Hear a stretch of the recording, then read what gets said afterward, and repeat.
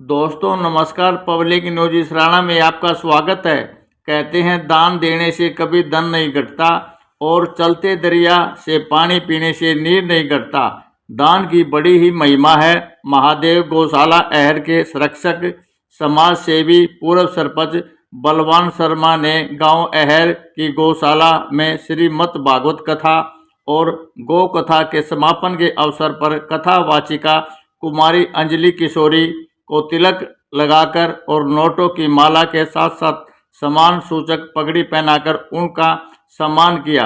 बलवान शर्मा अपनी गौशाला में हर वर्ष श्रीमद् भागवत कथा और गौ कथा का आयोजन करते हैं। इस पर उन्होंने कुमारी अंजलि का सम्मान किया। ऐसी मित्रता आज तक ना तो हुई है और ना ही आगे होगी, जैसी भगवान श्री कृष्ण और सुदामा जी के बीच में मित्रता थी। तो महाराज अब सुदामा जी भगवान के यहाँ पर बड़े खुशी से आनंद में रहते हैं। सुदामा जी आए, भगवान बड़े प्रसन्न हैं कि मेरे मित्र आज मुझसे मिलने के लिए आए हैं। आराम करते सुदामा जी। उसके बाद भगवान सुदामा जी के कक्ष में जाते हैं। सुदामा जी खड़े हो जाते हैं। आइए प्रभु, आइए बैठिए। अब भगवान कहते हैं, अरे सुदामा ये तो बताओ तुम्हारा विवाह हो गया कि नहीं? बोले हो गया। अच्छा, विवाह हो गया तो बच्चे भी हो गए होंगे? बोले हाँ, बच्चे भी हैं। आपकी दया से 2-3 बच्चे घर पे हैं। अच्छा सुदामा, तुम यहाँ पर आए तो भाभी जी ने खाली हाथ नहीं भेजे होगे, कुछ ना कुछ तो हमारे लिए जरूर भेजा होगा।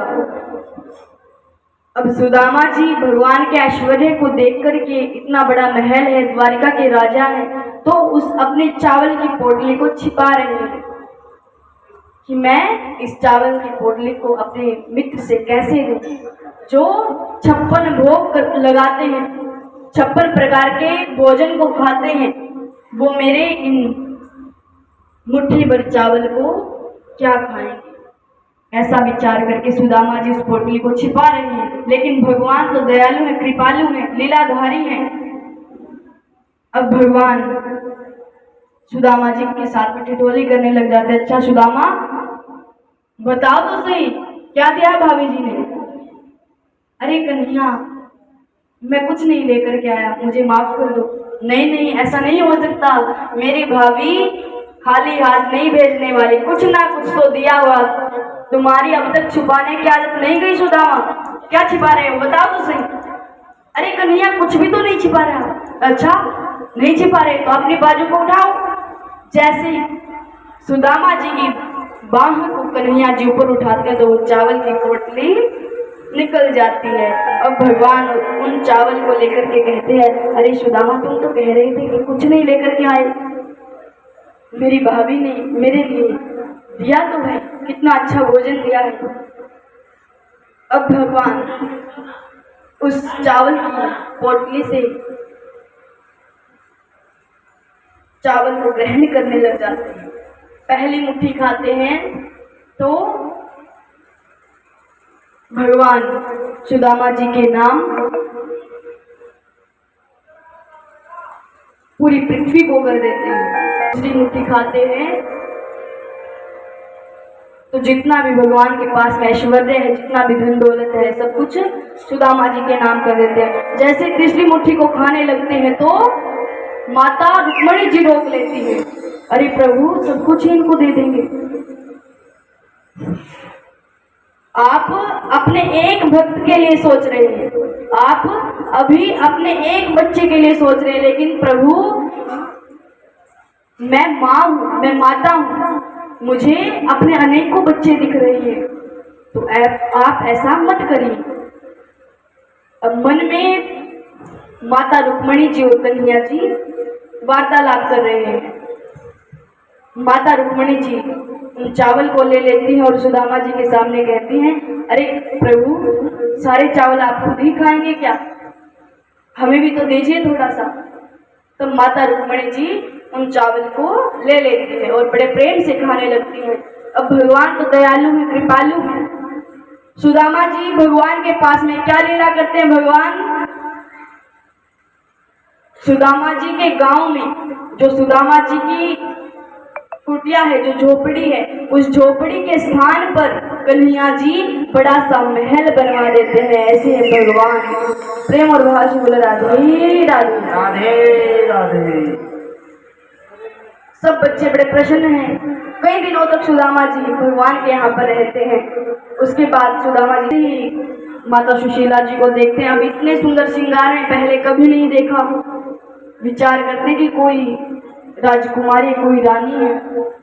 अब जैसी माता सुशीला जी देखती हैं तो सुदामा जी को बुलाने लगती है, सुदामा जी के पास में आने लगती है। सुदामा जी डर जाते हैं कि लगता है मुझसे कोई गलती हो गई है, इसीलिए रानी, इस महल की महारानी मेरी तरफ आ रही है। अब महाराज सुदामा जी के पास में माता सुशीला जी आती हैं। सुदामा जी कहने लगते हैं, महारानी जी हमने कोई गलती की है क्या? हमसे कोई भूल हो गई है तो हमें माफ कर दीजिए। तो माता सुशीला जी कहती हैं, अरे स्वामी मैं हूँ सुशीला, आपकी पत्नी। सुदामा जी कहते, अरे आप और इस वेशभूषा में? हमने कहा था ना आप एक बार जाइए तो सही। अगर आप जाएंगे तो कन्हैया जरूर हमारी मदद करेंगे। और देखो आप गए और कन्हैया ने हमारे ऊपर कितनी कृपा की है। वो तो कृपा के सिंधु है, कृपा के भंडार है, दयालु है, कृपालु है। अब सुदामा जी कहते हैं कि जो आपको चाहिए था, जो आपकी इच्छा थी वो आपको मिल गया, लेकिन अब मुझे क्या चाहिए? मुझे केवल मेरे हरि चाहिए, मेरे गोविंद चाहिए। आप अपने ऐश्वर्य के साथ में रहें, मुझे अपने हरि का भजन करना है और अपने हरि को प्राप्त करना है। सुदामा जी अपने भगवान के भजन में लग जाते हैं। तो इस प्रकार से श्री सुखदेव मुनि जी महाराज राजा परीक्षित जी से सुदामा चरित्र सुनाते हैं। श्री सुखदेव मुनि जी महाराज राजा परीक्षित जी से श्री सुखदेव मुनि जी महाराज राजा परीक्षित जी से कहते हैं कि जरासंध को भगवान नहीं मार सकते थे। क्यों? क्योंकि जरासंध जितना पापी था, वो खूब पाप करता, दिन में खूब पाप करता, लेकिन जितना वो पाप करता उतना वो दान भी करता था। तो इसीलिए भगवान उसको मार नहीं सकते थे। तो भीम और जरासंध के बीच 27 दिनों तक युद्ध चलता है। बाणासुर कहते हैं, प्रभु जब मैं आपका श्रृंगार करता हूँ तो कई घंटे लग जाते हैं, पूरा दिन आपके श्रृंगार में खर्च हो जाता है। तो आप ऐसा करिए, मुझे 1000 हाथ आप वरदान में दीजिए, जिससे आपका श्रृंगार मैं जल्दी कर पाऊं। अब जितने भक्त बोले भगवान उनसे भी ज्यादा बोले, तथास्तु कह करके वहां से अंतर्धान हो जाते हैं। अब महाराज जितना समय बाणासुर को हर रोज भगवान के श्रृंगार में लगता, अब कई घंटे भगवान के श्रृंगार में लगाते बाणासुर, अब उन घंटों में से कुछ ही मिनट में श्रृंगार हो जाता। क्योंकि कितने सारे हाथ, समय बच जाता है तो उस समय में क्या करें? हाथों से कुछ काम तो करना पड़ेगा। अब बाणासुर को वो अपने हाथ भारी लगने लग जाते हैं, रोने लग जाते हैं, भगवान को याद करते, प्रभु दर्शन दो, कृपा करें। भगवान प्रकट होते हैं, क्या चाहिए? प्रभु मैं बड़ा दुखी हो गया हूँ, आप ऐसा करें इन हाथों को वापस ले लो। भगवान कहते, देखो दिया हुआ वरदान वापस नहीं लिया जाता, तुम चिंता मत करो, भगवान श्री कृष्ण तुम्हारा उद्धार करेंगे। अब महाराज शंकर भगवान वहां से चले जाते हैं। समय बीतता है तो जैसा कि भगवान भोलेनाथ ने कहा उसी के अनुसार ठाकुर जी बाणासुर नाम दैत्य का उद्धार करते हैं। प्रेम और भाव से बोलो राधे राधे राधे। इसके बाद श्री सुखदेव मुनि जी महाराज राजा परीक्षित जी से महाभारत के प्रसंग की कथा श्रवण करा रहे हैं। पांडव राष्ट्रीय यज्ञ करवाते हैं। अग्र पूजा के लिए ठाकुर जी को सब पांडव चुनते हैं, लेकिन जो शिशुपाल है उसको ये बात पसंद नहीं आती। कहता कि अग्र पूजा के लिए दंतवक्त को चुना जाए। ठाकुर जी से अपशब्द कहते हैं, गालियां देते हैं, 100 गाली वो दे देते हैं। अब भगवान कहते हैं कि अब इससे ज्यादा कुछ नहीं, इससे आगे कुछ मत बोलना। लेकिन जैसे 101 भी गाली शिशुपाल देते हैं तो भगवान उसी समय उनका उद्धार कर देते हैं। प्रेम और भाषा बोलो राधे राधे। उनकी कृपा चाहिए तो बड़ा ही हमें निर्मल मन बनाना पड़ेगा, खुद को भक्ति में लगाना पड़ेगा, प्रभु के श्री चरणों में प्रीति करनी पड़ेगी, तब उनकी कृपा हमको प्राप्त हो सकती है।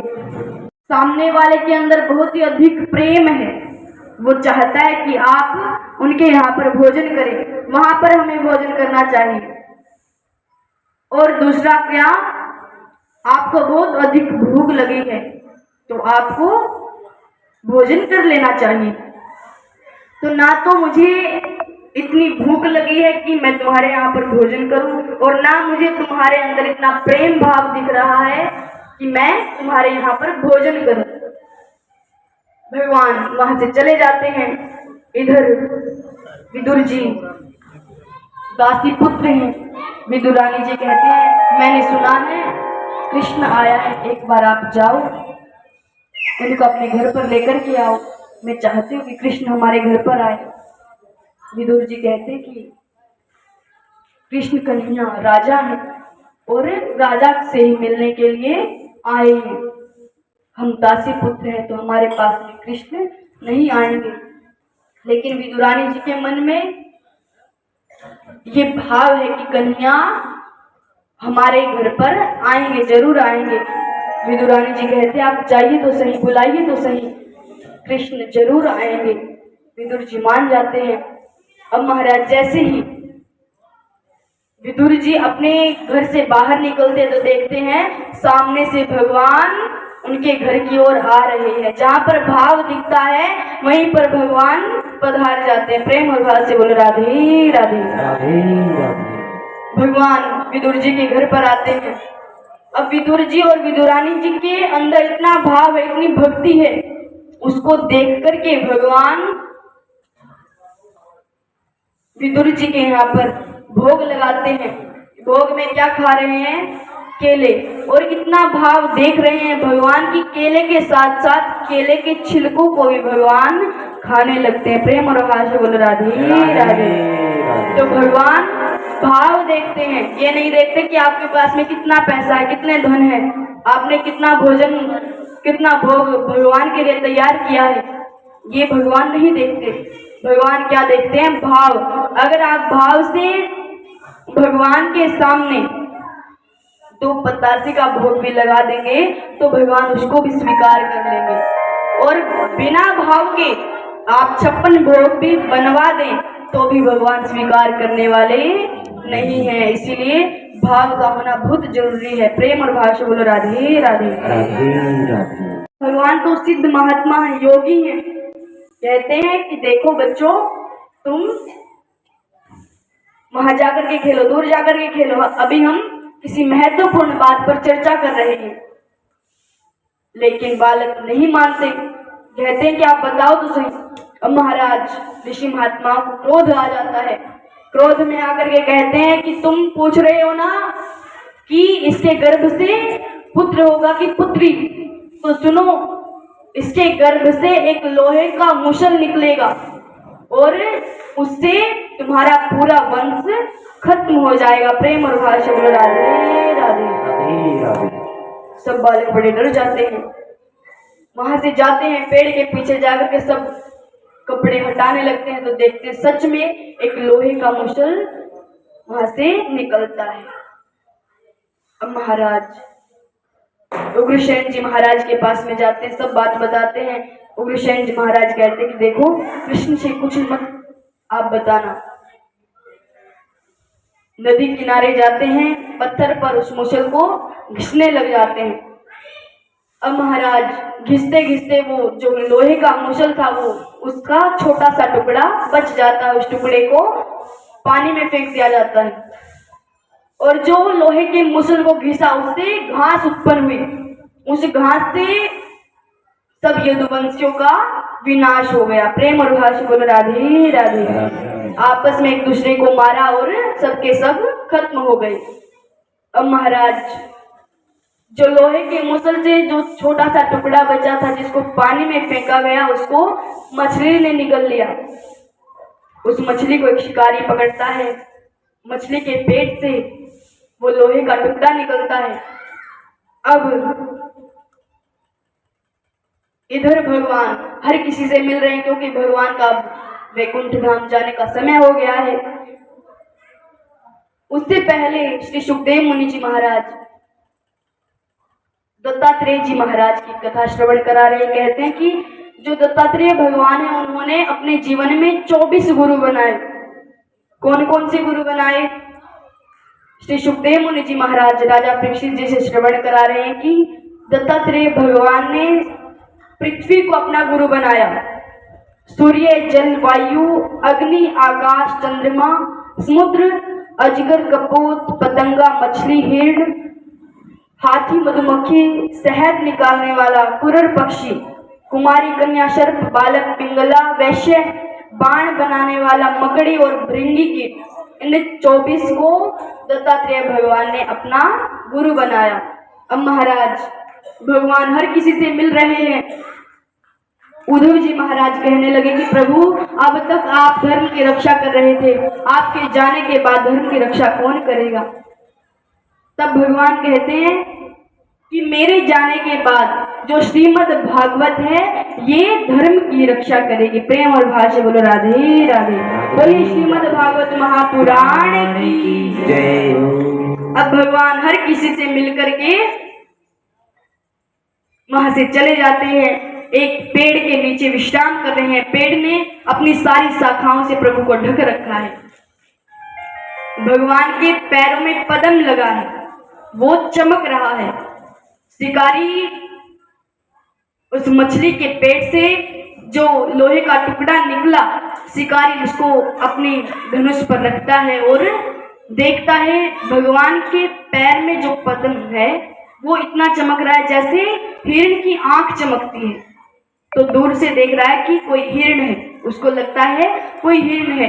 तीर को चलाता है और वो तीर जाकर के सीधा भगवान के चरण कमलों में लग जाता है। प्रेम और भाव से बोल राधे राधे। अब महाराज भगवान उठते हैं। जैसे ही शिकारी देखता है कि मुझसे इतनी बड़ी गलती हो गई, अपराध हो गया, तुरंत जाते हैं भगवान से समय याचना करने लग जाते हैं। प्रभु मुझे माफ कर दीजिए, बड़ी गलती हो गई, मैंने जानबूझ के नहीं किया, अनजाने में हो गया, प्रभु मुझे माफ कर दीजिए। तब भगवान कहने लगे तूने कोई गलती नहीं की है, अभी मेरा जाने का वक्त हो गया है और मैं अपने साथ किसी का भी उपकार नहीं लेकर के जाऊंगा, किसी का भी उपकार मैं नहीं रखता हूँ। रामावतार में मैंने तुम्हारे पीछे से वार करके तुम्हें मारा, अब इस अवतार में तूने पीछे से वार करके मेरे को तीर मार दिया। तुम पिछले जन्म में बाली थी। तो भगवान ऐसा कहते हैं। तब शिकारी रोता हुआ भगवान के श्री चरणों में प्रणाम करता है। अब भगवान को लेने के लिए सब देवी देवता भगवान को लेने के लिए आए हुए हैं, फूलों से वर्षा करते हैं और भगवान को लेकर के चले जाते हैं। प्रेम और भाषा बोल राधे राधे। श्री सुखदेव मुनि जी महाराज राजा परीक्षित जी से कहते हैं कि ये कथा यहीं पर विराम लेती है कि आश नहीं है, अब तो प्रभु का होना है। अब श्री सुखदेव मुनि जी महाराज आशीर्वाद देकर के वहां से चले जाते हैं। हर किसी को प्रसाद बांटा जा रहा है। अब महाराज जो राजा परीक्षित जी से प्रसाद दिया गया उस प्रसाद में तक्षक नाग छोटा सा रूप धर के बैठा हुआ है। जैसे परीक्षित जी महाराज देखते हैं, प्रणाम करते हैं और कहते हैं कि आपका ही इंतजार था, और नेत्र बंद करके अपने प्रभु को याद करने लग जाते हैं। और उसी समय वो तक्षक नाग राजा परीक्षित के शरीर को काटता है और राजा परीक्षित भगवान के धाम को चले जाते हैं। प्रेम और भाव से बोलो राधे राधे। तो महाराज यहीं पर ये कथा संपन्न हुई। तो देखो, श्रीमद् भागवत कथा को श्रवण करने से 7 दिन में मरने का श्राप मिले हुए राजा परीक्षित को भी मुक्ति मिल जाती है। और भगवान जब गोलोक धाम में जाते हैं तो भगवान के शरीर से एक ज्योति निकलती है और वो ज्योति जाकर के सीधे भागवत जी के अंदर समा जाते हैं। तो भागवत जी कोई कहानी नहीं है, कोई कविता नहीं, साधारण ग्रंथ नहीं है।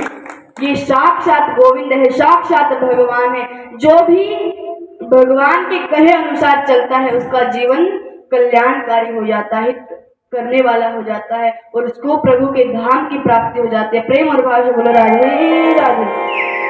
बोलिए कृष्ण कन्हैया लाल की, श्री राधे रानी शरीकार की जय।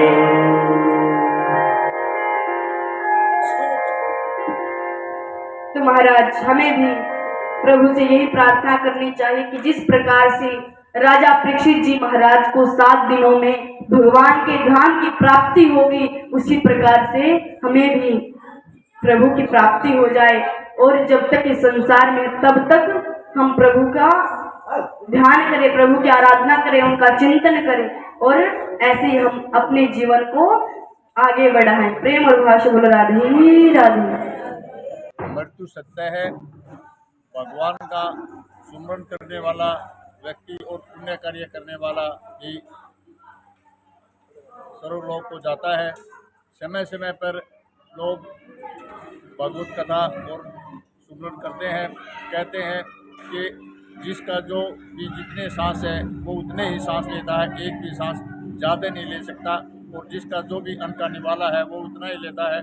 भगवान का जो सुमरन करता है वही स्वर्गलोक को जाता है। कहते हैं हंसा उड़ गया, पिंजरा खाली पड़ा है। पब्लिक न्यूज़ इसराना गाँव है।